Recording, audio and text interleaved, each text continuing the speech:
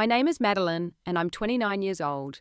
I never imagined my wedding day would include my mother-in-law, Barbara, bursting into the ceremony jewelry box in hand, publicly accusing me of theft. The room fell silent as she pointed at me in my white dress, her face twisted with rage. Strangely, I felt ready for this moment. It was the culmination of years of tension, and what happened next would change everything, just not in the way anyone expected. If you're watching this, drop a comment, letting me know where you're from, hit that like and subscribe button if you've ever dealt with difficult in-laws. Now let me tell you what happened when I finally stood my ground. I grew up in a small apartment in Columbus, Ohio, raised by my single mother, who worked 2 jobs to keep a roof over our heads. We never had much, but she taught me the value of hard work and integrity. Following her example, I worked my way through college as a waitress, pursuing a degree in psychology. I dreamed of becoming a therapist one day, helping people navigate their emotional challenges. The irony of that career choice isn't lost on me now. I met Ryan when I was 26, working an alumni fundraising event at the university. I was serving drinks, and he was one of the successful graduates being honored that night. At 32, Ryan had already made a name for himself in architectural design, known for innovative, sustainable buildings. He was tall with warm hazel eyes and an infectious laugh that made everyone around him smile. When he approached the bar, he didn't just order and walk away like most guests. Instead, he asked about my studies and actually listened to my answers. There was no condescension in his voice, no impatience to move on to more important conversations. By the end of the night, he'd asked for my number and I'd given it, despite my rule about not dating customers. Our first date was at a small Italian restaurant where the owner knew Ryan by name. He ordered in perfect Italian and encouraged me to try dishes I'd never heard of. I was intimidated at first. My culinary experiences had never extended much beyond chain restaurants. But Ryan made me feel comfortable explaining each dish with enthusiasm rather than pretension. It wasn't until our third date that I learned about his background. His father, Dr. Montgomery, was a prominent cardiovascular surgeon whose techniques were taught in medical schools. His mother, Barbara, came from old money and was a fixture in Philadelphia's social scene, chairing charity galas and sitting on museum boards. Ryan had grown up in a world of privilege I could barely comprehend. "Does it bother you?" he asked when he told me, searching my face for signs of discomfort. "Only if it bothers you that I grew up eating macaroni and cheese 3 nights a week," I replied. He laughed and kissed me. "I like macaroni and cheese." Our relationship progressed quickly after that. Ryan's world was so different from mine. Private clubs, black tie events, weekend trips to Martha's Vineyard, but he never made me feel like I didn't belong. When I felt overwhelmed, he'd squeeze my hand and whisper jokes about the stuffiness around us. We were a team navigating his world together. Meeting his parents was inevitable, though I dreaded it. Ryan arranged a dinner at an upscale restaurant where a salad cost more than what I used to spend on groceries for a week. I wore a borrowed dress and practiced proper table etiquette the night before, terrified of using the wrong fork. Dr. Montgomery was surprisingly warm, asking thoughtful questions about my studies and career goals. Barbara, however, assessed me like a specimen under a microscope. Her smile never reached her eyes, which remained cold and calculating. "Psychology, how interesting," she said, her tone suggesting the opposite. "And where did you say your family is from?" "Ohio originally," I answered. "Oh, I don't think I know anyone from Ohio," she replied, as if this confirmed some suspicion. Throughout dinner, Barbara peppered the conversation with references designed to highlight our different backgrounds. She mentioned mutual friends with European titles, reminisced about Ryan's childhood summers in the Hamptons, and asked if I'd ever been to the opera, her eyebrows raising when I admitted I hadn't. Ryan noticed, of course. He would redirect the conversation, highlight my accomplishments, or sometimes directly say, "Mum, that's enough." But he always followed these moments with an apologetic smile to her, as if her behaviour was merely a social faux pas rather than deliberate exclusion. After dinner, as we drove home, I asked Ryan about his mother's coldness. "She's just protective," he sighed. "And she can be a bit of a snob, I know. She'll warm up once she gets to know you." But she didn't. Over the next 2 years of dating, Barbara's thinly veiled disapproval remained constant. She would forget to include me in family event invitations, introduce me as Ryan's friend at social gatherings, and occasionally make comments about Ryan's ex-girlfriend Alessandra, whose family apparently owned vineyards in Tuscany. Despite Barbara's disapproval, Ryan proposed on our 2nd anniversary. He took me back to the Italian restaurant where we'd had our first date and got down on one knee with a vintage emerald ring that had belonged to his grandmother. "You make me happier than I've ever been," he said, his voice trembling slightly. "Will you marry me?" I said yes through tears of joy, truly believing that our love could overcome any obstacle, even a disapproving mother-in-law. The next day, we went to his parents' house to share the news. Dr. Montgomery shook Ryan's hand firmly and kissed my cheek, offering sincere congratulations. Barbara's reaction was a masterclass in false enthusiasm. She smiled brightly, hugged me stiffly, and immediately began talking about wedding venues. The Philadelphia Country Club would be perfect, of course, she said, not bothering to ask if we had any preferences. "We'll need to book it right away. Spring weddings there are in such demand." As Ryan and his father discussed something in the other room, Barbara leaned in close to me. "That ring," she said, eyeing my engagement ring, "was meant for a Montgomery bride. I hope you understand what that means." Her words sent a chill through me. It wasn't just a comment about a piece of jewelry. It was a statement about belonging, about legacy, about whether I was worthy of her son. In that moment, I should have recognized the warning signs of what was to come. The wedding planning began almost immediately, with Barbara taking control before I could even catch my breath. "It's what mothers do," she explained when I gently suggested I might want to make some decisions. "You focus on being a bride. I'll handle the details." At first I tried to be accommodating. When she insisted on the Philadelphia Country Club instead of the botanical gardens Ryan and I had discussed, I agreed. When she vetoed my color scheme of sage green and gold in favor of traditional blue and silver, Montgomery colors, she explained, I conceded. When she added 50 names to our guest list, people neither Ryan nor I knew personally, I bit my tongue. "They're important connections for your father," she told Ryan when he questioned it. "It would be a significant slight not to include them." My own mother Linda tried to participate in the planning offering to help with the flowers or the favors, but Barbara politely steamrolled her at every turn. "Oh, how thoughtful," she would say with a dismissive smile. "But we've already arranged for Celine at Bouquet Royale to handle the florals. They've done all the Montgomery events for decades." I watched my mother retreat into the background, her excitement about her only daughter's wedding dimming with each rejection. When I called to apologize after a particularly difficult planning meeting, she tried to sound upbeat. "It's okay, sweetheart. I know how these society families can be. I just want you to be happy." But I wasn't happy. The wedding was transforming into something I didn't recognize, formal, stuffy, and impersonal. The guest list was now predominantly Ryan's family friends and business associates. The menu featured foods I could barely pronounce. The ceremony script had been revised to remove any overly emotional elements I had wanted to include. Ryan was caught in the middle trying to please both me and his mother. When I expressed my frustrations, he would listen sympathetically and promise to talk to Barbara, but these conversations never seemed to change anything. "She's just excited," he would say. "This is her only son's wedding. It's our wedding," I would counter. "Shouldn't it reflect who we are as a couple?" The breaking point came 3 months before the wedding date. I had made an appointment at a local bridal boutique to try on dresses with my mother and my 2 best friends from college. The day before, I received a call from Barbara. "I've cancelled your appointment at that little shop, Bess," she informed me. "I've scheduled a private showing at Elisa's instead. It's where all the Montgomery brides have found their dresses." Elisa's was the most exclusive bridal salon in Philadelphia, where dresses started at 5 figures. I was stunned by her presumption. "Barbara, I already had plans with my mom and friends," I said, trying to keep my voice level. "They can come to Elisa's," she replied dismissively, "though the salon is quite intimate. Perhaps just your mother this time." When I arrived at Elisa's the next day, Barbara was already there, with her friend Margot, who apparently was a fashion expert. My mother sat awkwardly on a velvet settee, looking out of place in her department store dress among the champagne flutes and French furniture. The dresses Barbara had pre-selected were all variations on the same theme, heavily traditional ball gowns with long trains and conservative necklines. They were objectively beautiful, but completely wrong for me. I had envisioned something simpler, more romantic, perhaps a sheath dress with delicate lace. After trying on the 5th, nearly identical ball gown, I emerged from the dressing room feeling like I was wearing a costume. Barbara and Margot cooed appreciatively. "That's the one," Barbara declared. "You look like a proper Montgomery bride." I caught my mother's eye in the mirror. She gave me a small, sad smile that said she understood this wasn't what I wanted. Something inside me finally snapped. "No," I said firmly. Barbara looked up, startled. "No what, dear?"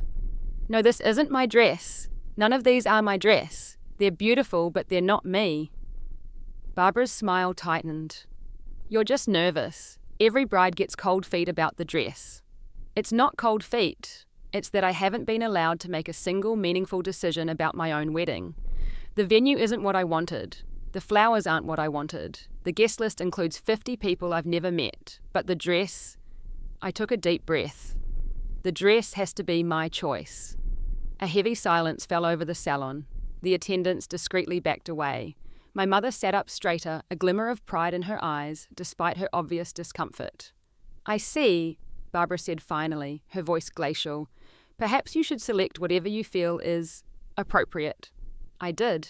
I made another appointment at the original boutique and found a dress I loved, a sleek off-shoulder design with vintage lace and a modest train.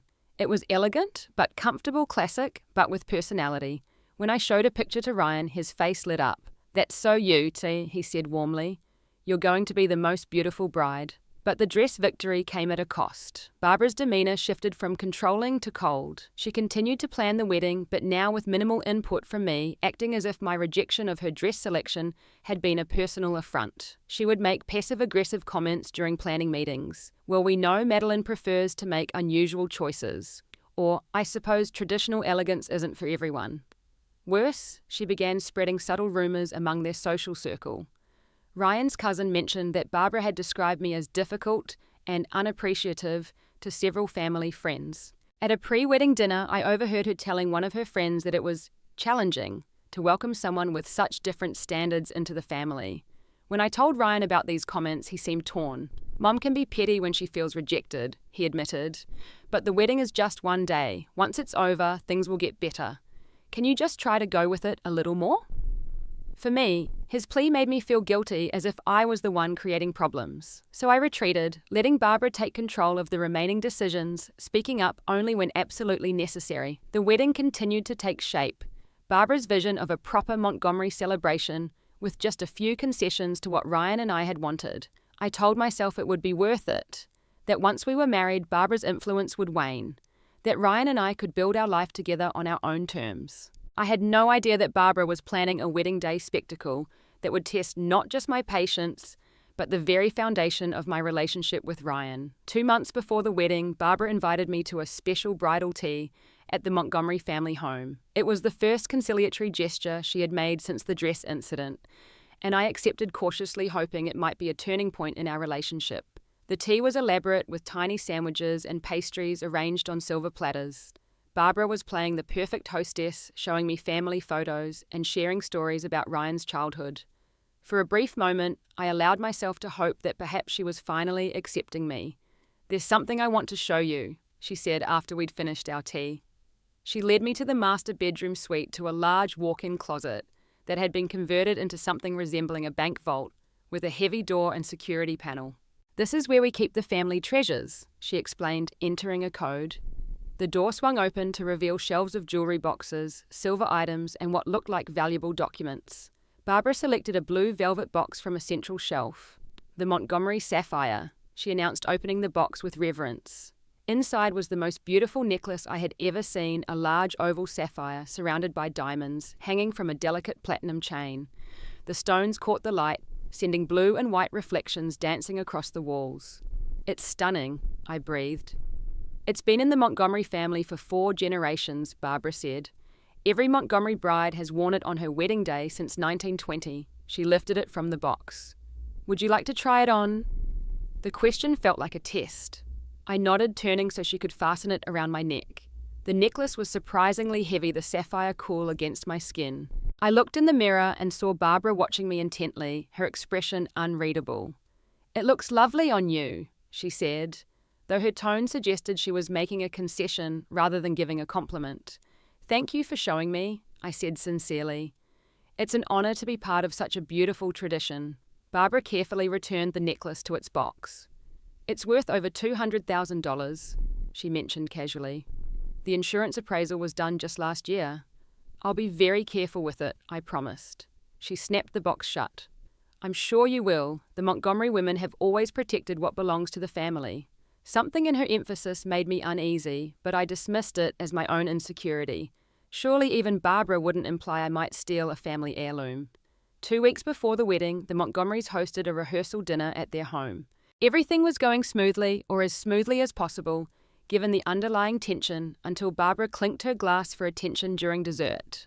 "I have a rather distressing announcement," she said, her voice carrying across the dining room. "The Montgomery sapphire appears to be missing from its safe location." A murmur ran through the guests. Ryan's father looked up sharply. "Barbara, is this really the time?" she continued, as if he hadn't spoken. "I last saw it 2 weeks ago when I was showing it to Madeline. I returned it to the vault, of course, but when I went to check on it yesterday to have it cleaned for the wedding, the box was empty." All eyes turned to me. I felt a cold wave of shock wash over me. "Are you suggesting that I took it?" I asked, my voice barely above a whisper. Barbara arranged her features into a look of distress. "I'm not suggesting anything, dear. I'm simply stating the facts. The necklace is missing, and you are the last person besides me to see it." Ryan put his hand over mine. "Mum, stop. Madeline would never take anything." "Of course not," Barbara agreed quickly. "I'm sure there's an explanation. Perhaps it was misplaced during cleaning. But the damage was done." I could see the doubt in the eyes of Ryan's relatives, the whispered conversations behind hands. The rest of the evening passed in a blur of humiliation and anger. Ryan's father suggested filing a police report, which Barbara quickly rejected. "Let's not involve the authorities just yet," she said. "I'm sure it will turn up." On the drive home, I finally broke down. "Ryan, your mother just accused me of stealing in front of your entire family." "She didn't actually accuse you," Ryan said, though he didn't sound convinced. "She's just upset about the necklace. She made sure everyone knew I was the last one to see it." "How is that not an accusation?" Ryan ran a hand through his hair, a gesture I knew meant he was stressed. "Let's not jump to conclusions. The necklace will turn up and then this will all blow over." But the next morning, Barbara called me directly. "Madeline," she said, her voice honey-sweet. "I've been thinking about our situation. If you were to return the necklace now, we could forget this unfortunate incident. No questions asked." I was speechless with shock. "I didn't take the necklace, Barbara." "Of course you say that," she replied. "But we both know the truth, don't we?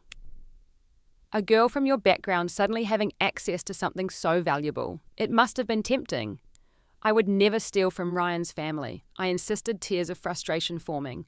"I don't know what happened to your necklace, but I had nothing to do with it." "Well," she sighed, "you have until the wedding to reconsider your position. After that, things might become more complicated." When I told Ryan about the call, he looked troubled. "Why would she say those things if she didn't have reason to suspect you?" His question hit me like a slap. "You can't seriously think I would steal from your family." "No, of course not," he backpedaled. "But Mom seems so certain. Maybe the necklace got mixed up with your things somehow. Could you just check to be sure?" In that moment, I realized that a seed of doubt had been planted in Ryan's mind.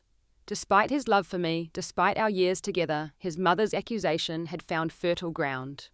It was a devastating realization. That night, unable to sleep, I began researching Barbara Montgomery online.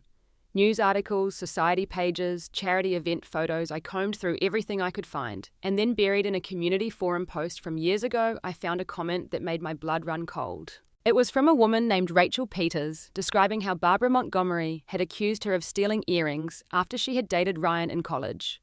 According to Rachel, the earrings had mysteriously reappeared after she and Ryan broke up. Further searching revealed similar stories. A woman named Diane who had allegedly taken cufflinks. Another named Jennifer, who had supposedly pocketed a silver letter opener. Each woman had dated Ryan, each had been accused of theft by Barbara, and each relationship had subsequently ended. It was a pattern, a deliberate, calculated pattern designed to drive away women Barbara deemed unworthy of her son. And now I was the latest target. But unlike those other women, I had no intention of being driven away.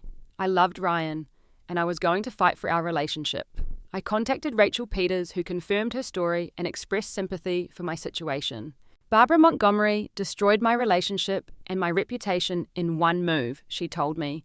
"Don't let her do the same to you." With Rachel's encouragement, I made a decision that would change everything. I hired a private investigator to follow Barbara. It was an extreme step, but I was desperate to clear my name and expose the truth before it was too late. 3 days before the wedding, the PI delivered. He had photos of Barbara entering a bank, signing for access to a safe deposit box, and placing a blue velvet jewelry box inside. The timestamp showed this happened the day before she had announced the necklace missing. Armed with this evidence, I had a choice to make. I could confront Barbara privately, show the photos to Ryan, or wait. After careful consideration, I decided to wait. Barbara had chosen to accuse me publicly. Perhaps it was time for her to be exposed in the same way. I tucked the photos into an envelope and prepared for whatever my wedding day would bring. My wedding day dawned clear and bright. Despite the drama surrounding the necklace, I felt a strange sense of calm as my bridesmaids helped me into my dress. My mother fussed with my veiled tears in her eyes. "You look beautiful, sweetheart," she said. "No matter what happens today, remember that Ryan chose you. Not his mother, not his family name, but you." Her words strengthened my resolve. Whatever Barbara had planned, I would face it with dignity. The ceremony was set in the gardens of the Philadelphia Country Club, with white chairs arranged in neat rows and an arch of white roses marking the altar. Through the window of the bridal suite, I could see guests arriving, taking their seats, admiring the elaborate floral arrangements that Barbara had insisted upon. Notably absent from the pre-ceremony preparations was Barbara herself. According to one of the bridesmaids, she had opted to get ready at home and would arrive just before the ceremony began. My maid of honor, Jess, pulled me aside as we prepared to line up for the processional. "There's a rumor going around," she whispered. "People are saying Barbara is planning something big." "What kind of something?" I asked, though I had my suspicions. Jess looked uncomfortable. "I don't know exactly. Ryan's cousin Ashley overheard Barbara on the phone saying she was going to expose the truth once and for all." I should have been terrified, but instead I felt oddly prepared. The envelope with the PI's photos was tucked securely into my bouquet, hidden among the stems of white roses and baby's breath. "Whatever happens, happens," I told Jess. "Today I'm marrying Ryan. That's all that matters." As if summoned by his name, a text from Ryan appeared on my phone. "Can't wait to see you. Whatever happens, know that I love you." The fact that he felt the need to include "whatever happens" suggested he also suspected his mother was planning something. But his declaration of love gave me courage. I texted back a simple heart emoji and handed my phone to Jess. The wedding coordinator signaled that it was time to begin. The string quartet began playing Pachelbel's Canon in D as the bridesmaids processed one by one down the aisle. Then it was my turn. My mother took my arm, gave me a reassuring squeeze, and we stepped into the sunlight. The garden was beautiful, with rose petals strewn along the white runner and gentle morning light filtering through the trees. At the end of the aisle stood Ryan, handsome in his tuxedo, his eyes lighting up as he saw me. Next to him, his father looked proud, if slightly anxious. I scanned the front row and saw Barbara, immaculate in pale blue, her expression unreadable. As I walked toward my future husband, I felt a strange mixture of joy and apprehension. The minister welcomed everyone and began the ceremony. Ryan and I exchanged smiles as the minister spoke about love, commitment, and the joining of two lives. Then came the moment. If anyone can show just cause why this couple cannot lawfully be joined together in matrimony, let them speak now or forever hold their peace. The traditional line was met with the expected silence. The minister was about to continue when the doors at the back of the garden burst open with a bang. Everyone turned. There stood Barbara clutching a small jewelry box, her face contorted with rage. But hadn't she just been sitting in the front row? I glanced back and saw that the seat was now empty. She must have slipped out during the opening remarks, preparing for this dramatic entrance. "Stop this wedding!" Barbara called out, her voice echoing across the stunned garden. She strode down the aisle, the same path I had walked just minutes before. "I cannot in good conscience allow my son to marry a thief," gasps rippled through the guests. Cameras that had been recording our happy day now captured this unfolding drama. Ryan stepped forward, his face a mask of mortification. "Mother, what are you doing?" he hissed. Barbara held up the jewelry box, now open to reveal its empty interior. "The Montgomery sapphire," she announced. "A priceless family heirloom missing since Madeline last saw it." She turned to face the guests. "I've tried to handle this privately. I've given her every opportunity to return what she stole, but she has refused to admit her guilt." Ryan's father stood up. "Barbara, that's enough. This is neither the time nor the place." "It's exactly the time," Barbara cut him off. "Before my son makes the biggest mistake of his life, everyone should know exactly who he's marrying." She turned back to me, her eyes cold with triumph. "I found the receipt, Madeline, in your purse during the bridal shower, from Carlisle Pawn on Front Street. Did you think no one would discover what you'd done?" The accusation hung in the air. Guests murmured among themselves, some looking at me with suspicion, others with pity. Ryan stood frozen, caught between his mother and his bride. I should have been devastated. I should have been in tears. But instead, as I looked at Barbara's smug expression, a strange sense of clarity washed over me. I saw her for what she truly was, not an intimidating society matron, but a deeply insecure woman, so afraid of losing her son that she would destroy his happiness to maintain control. And so I smiled. My smile clearly unnerved Barbara. She had expected tears, denials, perhaps even a confession. My calm demeanor was not part of her script. "You find this amusing?" she demanded. "Not amusing," I replied, my voice steady.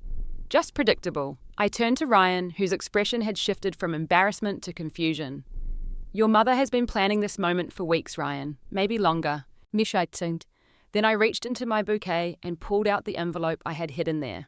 What I find interesting is that for someone so concerned about a missing necklace, your mother seems to know exactly where it is. I opened the envelope and extracted the photographs, holding them up for everyone to see. These were taken 4 days ago at First National Bank on Market Street. That's your mother entering the bank. That's your mother accessing a safe deposit box. And that, I held up the final photo, is your mother placing a blue velvet jewellery box inside that safe deposit box. The garden fell silent. All eyes turned to Barbara, whose face had drained of colour. "That's not... Those are fake," she stammered. "Photoshopped." She's trying to deflect from her own guilt. "They're genuine," I said calmly. "Taken by a licensed private investigator with timestamps and verification. I have the full report if anyone would like to see it." Ryan took the photos from me, examining them with increasing disbelief. "Mum, is this true? Did you hide the necklace yourself?" Barbara's composure cracked. "You don't understand. I was protecting you. She's not right for you, Ryan. She never was. I had to make you see that before it was too late." "By lying. By accusing her of theft." Ryan's voice rose with anger. "It worked with the others," Barbara blurted out, then immediately looked as if she regretted the words. "Others?" Ryan asked, his voice dangerously quiet. From among the wedding guests, a woman stood up. It was Rachel Peters, whom I had invited specifically for this moment. "She did the same thing to me, Ryan. Accused me of stealing earrings when we were dating. Your mother has been running this scam for years." Barbara looked around wildly like a cornered animal. "That's not I never... You've been sabotaging my relationships for years," Ryan said, the realization dawning in his eyes. "Any time I got close to someone you didn't approve of, you manufactured some crisis to drive them away." Barbara tried to reach for Ryan's arm, but he stepped back. "You needed someone from the right family with the right connections. These women were using you to climb socially. I was protecting our family name." "No," Ryan said firmly. "You were protecting your control over me, and I let you. I believed your lies about Rachel, about Diane, about all of them. I defended you to Madeline when she said you were being cruel. I made excuses for your behaviour for years." He turned to me, his eyes full of remorse. "I'm so sorry, Madeline. I should have seen this sooner." Barbara, seeing her son slipping away, made one last desperate attempt. "She's turned you against me, your own mother." "No, Barbara," I said quietly. "You did that all by yourself." Barbara attempted to storm out of the ceremony, but Ryan's father blocked her path. I had never seen Dr. Montgomery look so angry. "Sit down, Barbara," he said in a low voice that nonetheless carried in the stunned silence. "You've done enough damage for one day." "Richard, you can't possibly—" "Sit down!" His tone left no room for argument. To everyone's surprise, Barbara complied, sinking into a chair in the front row, her face a mask of thwarted rage. Ryan turned to face his mother. Years of pent-up frustration seemed to pour out of him. "Do you have any idea what you've done? Not just today, but for years. You've interfered in my life, manipulated me, driven away people I cared about. All because they didn't fit your narrow vision of who I should be with." Barbara lifted her chin defiantly. "I wanted what was best for you." "No," Ryan countered. "You wanted what was best for your social standing. There's a difference." He turned to the guests, many of whom were watching with undisguised fascination. "I apologize to everyone for this disruption, especially to Rachel." And he nodded toward his ex-girlfriend, "and any other woman my mother might have hurt with her schemes. But most of all, I apologize to Madeline, who has shown more grace and dignity today than anyone should have to." I stepped forward and took Ryan's hand, squeezing it in support. This was not how I had imagined our wedding day, but perhaps it was necessary, a lancing of a long, festering wound. "If it helps," I said to the guests, "we do have an actual reception planned after this. with an open bar. A ripple of nervous laughter spread through the crowd, breaking some of the tension. Ryan's father approached Barbara. "Where is the necklace, Barbara? The real one?" Barbara stared straight ahead. "In a safe deposit box at First National, box 247. We'll deal with that later," Dr. Montgomery said. He turned to Ryan. "Son, this is your wedding day. Don't let her ruin it completely." Ryan looked at me questioningly. "What do you want to do?" I thought for a moment.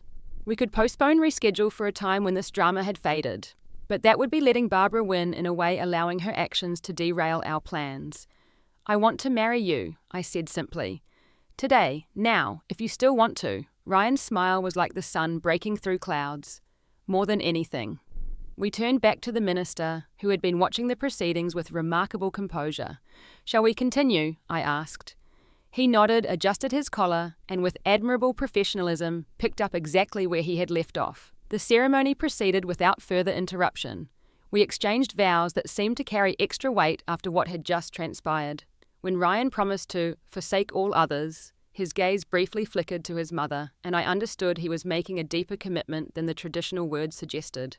As we were pronounced husband and wife, applause erupted from the guests, perhaps more enthusiastic than it might have been without the drama, as if they were celebrating not just our union, but our triumph over adversity. The reception that followed was a strange mixture of celebration and subdued conversation. Barbara left early, escorted by Dr. Montgomery. I noticed them having an intense discussion in a corner. Before they departed past his expression stern, hers defeated for the first time since I'd known her. Throughout the evening, guests approached to offer congratulations, tinged with curiosity. Some asked outright about the confrontation, others danced around the subject with meaningful looks and vague comments about unusual ceremonies. My college friends formed a protective circle around me, deflecting the more intrusive inquiries with good humor. Rachel Peters found me during the cocktail hour. "I'm sorry if my presence made things more dramatic," she said. "When you called, I never expected it would play out quite like this." "I'm glad you were here," I told her sincerely.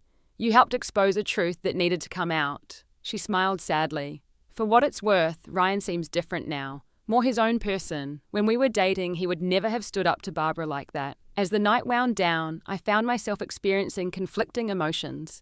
Vindication, certainly. Barbara's scheme had backfired spectacularly. Relief that the truth was finally out in the open.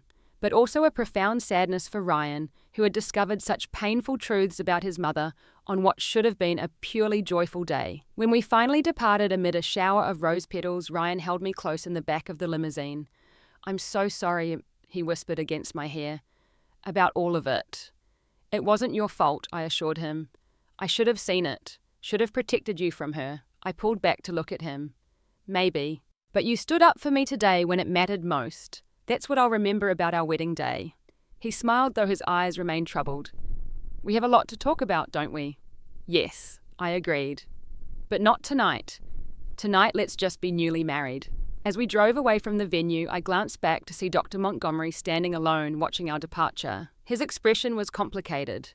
Sadness, resignation, and perhaps a glimmer of hope. He raised his hand in farewell, and I returned the gesture, wondering what conversations awaited the Montgomery household that night. Our honeymoon in Bali should have been a time of pure bliss, white sand beaches, crystal clear waters, luxurious accommodations. And while we did have moments of joy and connection, the shadow of Barbara's actions lingered over us. Ryan was processing years of manipulation, questioning every relationship that had ended due to his mother's interference. "How many potential relationships did she destroy?" he asked one night as we sat on our private terrace overlooking the ocean. "How many women did I hurt because I believed her lies?" I held his hand as he worked through his guilt. "You can't change the past. All you can do is acknowledge it and move forward differently." "I want to apologize to them," he said.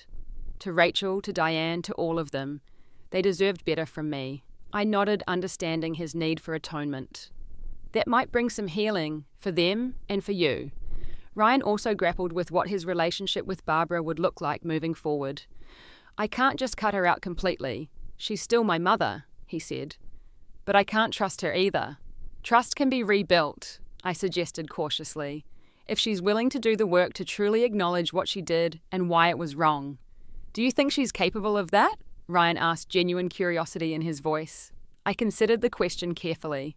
"I don't know. She's spent a lifetime believing her actions were justified. That kind of thinking doesn't change overnight. But people can surprise you. We returned from our honeymoon with a tentative plan. Ryan would maintain limited contact with his mother while establishing clear boundaries. He would seek therapy to process the complex emotions surrounding her betrayal.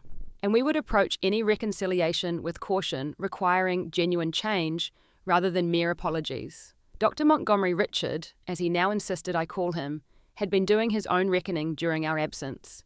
He invited us to dinner shortly after our return at a neutral restaurant rather than the family home. "I've moved into the guest house," he informed us grimly. "Barbara and I are reassessing our relationship. Dad, I never meant to come between you and Mom," Ryan said, concern etching his features. Richard shook his head.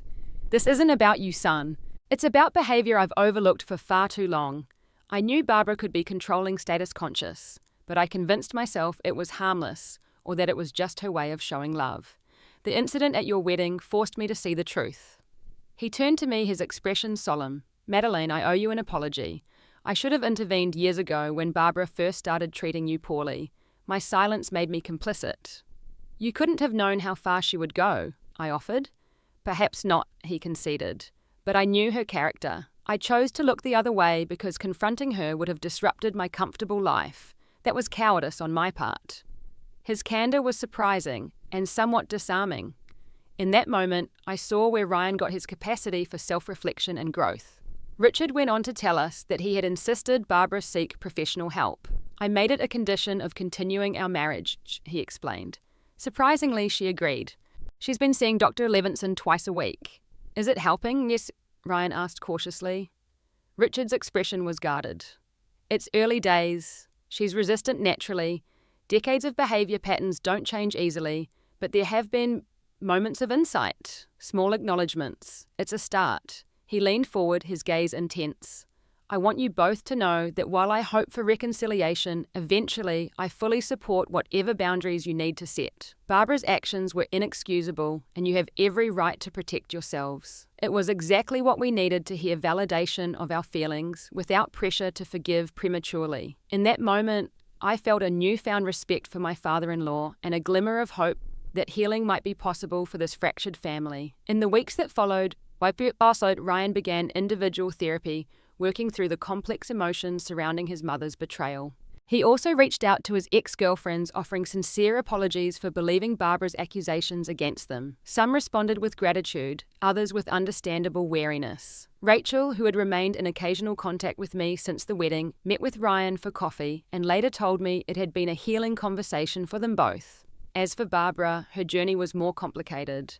Her first attempt at reconciliation came about a month after the wedding, an elaborate flower arrangement delivered to our new apartment with a card that read simply, "I'm sorry for the misunderstanding." Ryan sent the flowers back with a note of his own.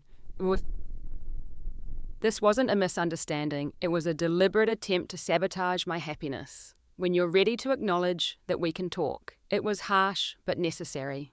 Accepting a non-apology would only have enabled Barbara to avoid true accountability. 2 weeks later, Richard called to say that Barbara had asked if they could arrange a family therapy session. "She's nervous," he admitted, "but she says she wants to try." We agreed to one session with clear boundaries established beforehand. No accusations, no minimizing, just an honest attempt to understand each other's perspectives. It was tense and awkward, with Barbara clearly struggling to acknowledge the full extent of her actions. But it was a beginning. Over the next few months, we continued the family sessions alongside our individual therapy. Progress was slow and non-linear. Barbara would make breakthroughs, then retreat into defensiveness. She would acknowledge her controlling behavior, then justify it in the next breath. But gradually, painfully, she began to recognize the harm she had caused. "I was afraid," she admitted during a particularly emotional session 6 months after the wedding. "Afraid of losing my place in Ryan's life. Afraid of becoming irrelevant. Each woman he brought home, especially you, Madeline, seemed like a threat to my relationship with him.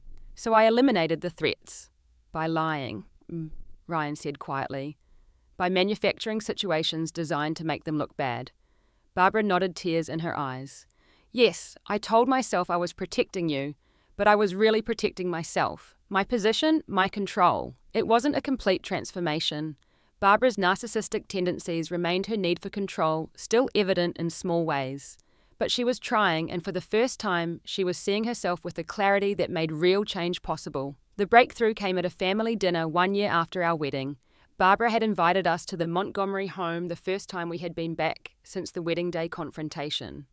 The atmosphere was tentatively cordial, with everyone making an effort to keep the conversation light and positive. After dessert, Barbara excused herself and returned carrying a familiar blue velvet box. My heart raced as she placed it on the table between us. "The Montgomery Sapphire, Ossa," she said, her voice tight with emotion. "It belongs to you, Madeline, as Ryan's wife, as part of this family." I stared at the box, remembering all the pain it represented. "Barbara, I don't know if I'm ready to—" "Please," she interrupted. "This isn't about the necklace. Not really. It's about acknowledging that you are a Montgomery now, whether I initially approved or not. It's about accepting that Ryan chose you and respecting that choice." She pushed the box toward me with trembling hands. "I use this necklace as a weapon. I'd like it to become a symbol of healing instead." I looked at Ryan, who nodded slightly, his eyes encouraging. Slowly I opened the box. The sapphire gleamed just as I remembered catching the light and refracting it in brilliant blue rays. "It's beautiful," I said honestly. "Yes," Barbara agreed, "and it's where it belongs now." It wasn't a perfect moment of reconciliation. There was still tension, still hurt that might never fully heal, but it was a genuine step forward, Barbara relinquishing a symbol of control, acknowledging my place in the family. As Ryan fastened the necklace around my neck, I caught Barbara's eye across the table. For the first time since I'd known her, her smile reached her eyes. Today marks 2 years since that chaotic wedding day. Ryan and I have built a life together that feels solid and genuinely happy. We've established healthy boundaries with Barbara, allowing her to be part of our lives, while making it clear that any manipulation or control will not be tolerated. Barbara continues her therapy, working to understand the root causes of her controlling behavior. Some days are better than others. She still occasionally slips into old patterns, a critical comment here, an attempt to manage our decisions there. But now when it happens, we address it directly rather than letting it fester. Richard has been an unexpected source of support throughout this journey. He moved back into the family home after 6 months of separation, but with a new dynamic in his marriage. No longer the passive enabler, he holds Barbara accountable while supporting her efforts to change. The most significant test of our new family dynamic came 3 months ago when Ryan and I announced my pregnancy. I was nervous about sharing the news with Barbara, afraid it might trigger her controlling tendencies once again. A grandchild would represent a new generation to influence a new relationship to potentially manipulate. But when we told her, Barbara surprised us. Instead of immediately taking over with plans and suggestions, she asked what we needed. Instead of declaring how things should be done, she listened to our ideas. And when she finally did make an offer to help decorate the nursery, it came as a question rather than a directive. "I found my old design books," she said tentatively. "If you'd like some input on the nursery, I'd be happy to share ideas, but it's completely your decision." It was a small thing perhaps, but it represented a monumental shift in how Barbara approached her relationship with us. She was learning to offer support without imposing control. Last week she brought over a gift, a handcrafted mobile, for the baby's crib made of delicate paper cranes that she had folded herself. "I read that origami helps with mindfulness," she explained. "My therapist suggested it.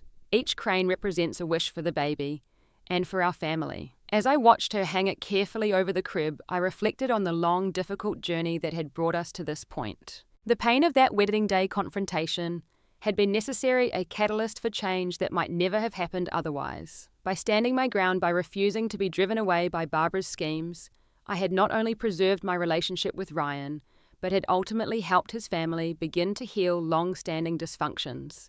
The Montgomery Sapphire now sits in my jewelry box, no longer a source of conflict, but simply a beautiful heirloom to be passed down. Perhaps one day I'll tell my child the story behind it, not to assign blame, but to illustrate how people can change when confronted with the truth of their actions. How families can heal even after the deepest wounds. How standing up for yourself can sometimes be the most loving thing you can do, not just for yourself, but for everyone involved. If there's one thing I've learned from this experience, it's that true strength isn't about never being hurt or never allowing yourself to be vulnerable. It's about having the courage to face difficult truths, to establish boundaries, and to offer forgiveness when it's earned rather than demanded. It's about knowing your own worth and refusing to let others define it for you.